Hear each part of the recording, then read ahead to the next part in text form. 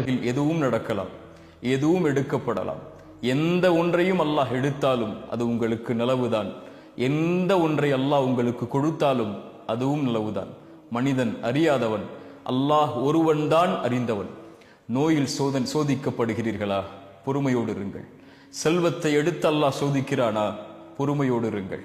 அல்லாஹ் உயிர்களை பறித்து நீங்கள் விரும்பக்கூடிய நேசிக்கக்கூடியவர்கள் எல்லாம் மரணிக்கிறார்களா? பொறுமையோடு இருங்கள். அல்லாஹ் உங்களை கண்ணியத்தில் சோதிக்கிறானா? பொறுமையோடு இருங்கள். வாழ்வு சிதைக்கப்பட்டு சோதிக்கப்படுகிறீர்களா? பொறுமையோடு இருங்கள். உறவுகள் பிரிக்கப்பட்டு சோதிக்கப்படுகிறீர்களா? பொறுமையோடு இருங்கள். அல்லாஹ் உங்களை மட்டும் அப்படி சோதிக்கவில்லை. அல்லாஹ் அவனால் தேர்ந்தெடுக்கப்பட்ட நபிமார்களையே நோயால், உறவுகளை பிரித்து, சிரமத்தால், செல்வத்தை கொண்டு உயிர்கள் பிரிக்கப்பட்டு அல்லாஹ் சோதித்திருக்கிறான். குழந்தைகள் இல்லாமல் அல்லாஹ் சோதித்திருக்கிறான். குழந்தைகள் இல்லையா உங்களுடைய வாழ்வில்? பொறுமையோடு இருங்கள்.